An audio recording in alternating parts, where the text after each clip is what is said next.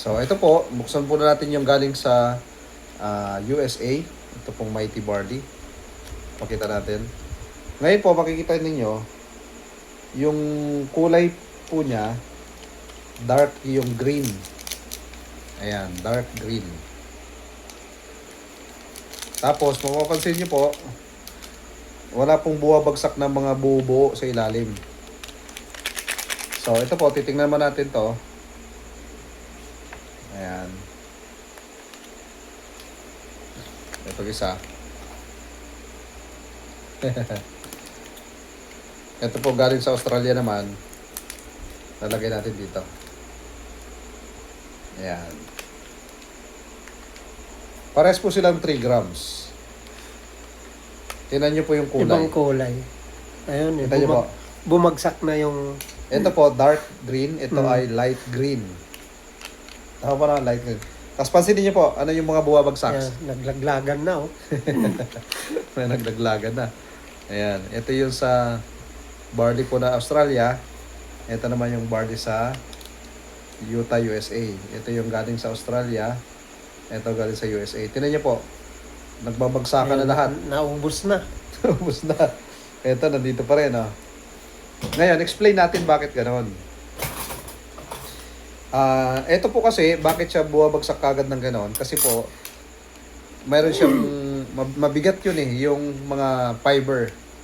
Kasi ang proseso po na to, itong galing sa Australia na to, ang proseso po na to ay, pagka-harvest sa barley, pinatuyo, tapos ginawa na kagad siyang powder.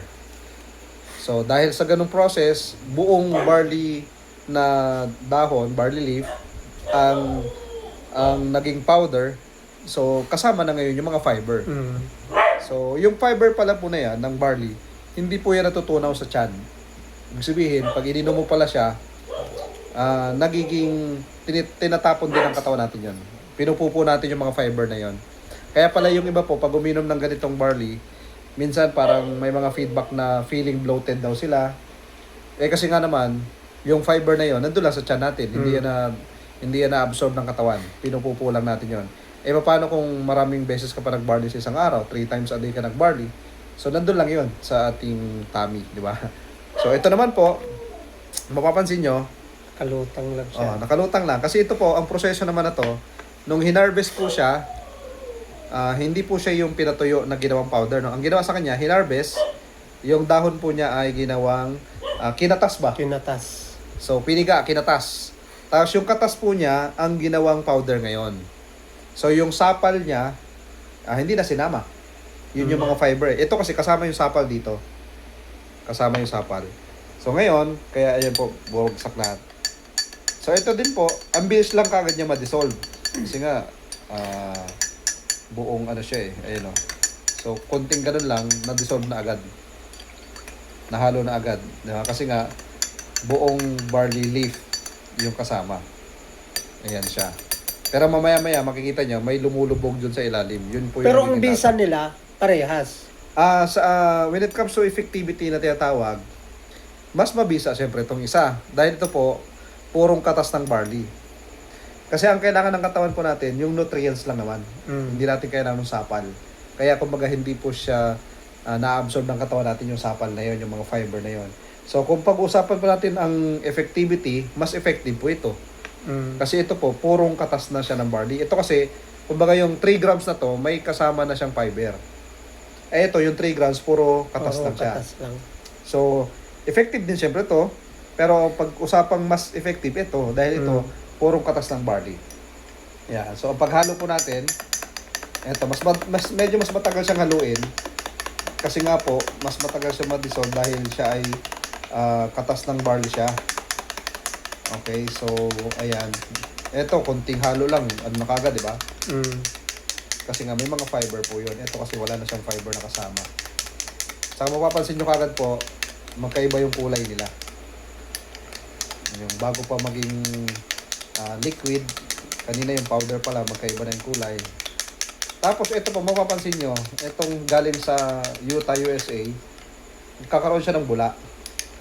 Kasi nga, fresh po siya na katas ng barley. Ang technology na ginamit dito, yung bioactive dehydration process, na na-maintain po niya yung kanyang color, na-maintain niya yung aroma niya, yung amoy niya, na-maintain niya din yung mga nutrient content niya, na-maintain niya. Ayan, doon sa proseso. Patented process po yun, walang pwede makagaya nun na proseso ng pagpa-powderize dito na kinatas yung barley. So ito, ayan o.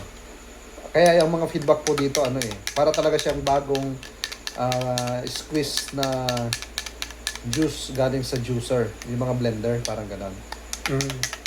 Tapos, magkaiba din po yung amoy nila.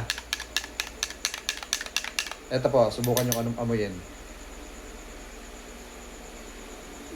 At tapos ito po, amoyin nyo itong isa. Ito, amoyin nyo ito. Magkaiba po sila ng amoy. Mas mabango, mas maganda ang amoy dito. Yan. Oo. Si tatay, first time po ito ha. First time niya. Sarap ang amoy dito kaysa Mas okay yung amoy daw po na to, ng katas ng barley, kaysa doon sa buong barley grass. Ito parang may halong amoy na bagoong. Ayun. Yan po yung feedback, no? Oo. Ito parang bagoong.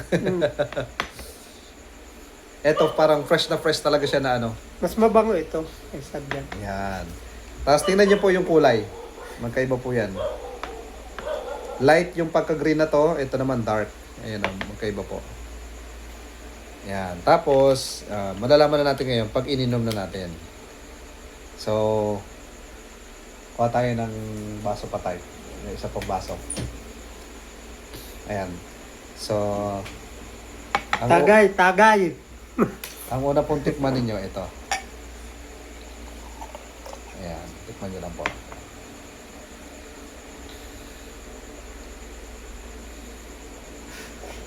Wala pala siyang lasa. Ayan. Tabang lang siya. Tapos, smooth lang. Parang wala lang sumasabit sa lalamunan Wala. po, di ba? Ngayon, pag ito po ang sinubukan ninyo, ito po yung sa Australia. So, tikman niyo po. Ayan.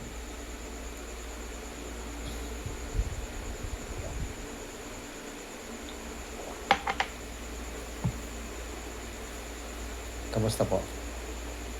May ano siya, may parang naiiwan sa lalamunan. Yun, may sumasabit. May naiiwan. Parang may magaspang, Oo, ano? magaspang. Yun, hindi siya... Pero hindi hindi siya smooth. hindi nagkakalayong lasa. Ang kaibahan nga lang po, yung amoy magkaiba. Yung amoy lang. Tapos yung texture niya, ito medyo parang may magaspang. Mm. May maramdaman ka na pag ininom mo, parang may sumasabit. So ito, smooth. Tama po, no? Itong barley po na to. So yun po yung difference. Kasi yung iba, akala nila para-paras lang barley eh. Magkaiba po. Majority po ng available sa market ngayon, ito po yung available, yung Australian barley. Yung mga New Zealand, Australia, ganyan. Pero ngayon po, pinapakilala natin na mayroon palang barley na katas ng barley extracted. Ito po yung sa atin, Mighty Barley. Ayan. Ayan. Ayan tayo. Tirahin nyo na ito. Isang buo. Ito yung umpisa ko inom nito. Ayan.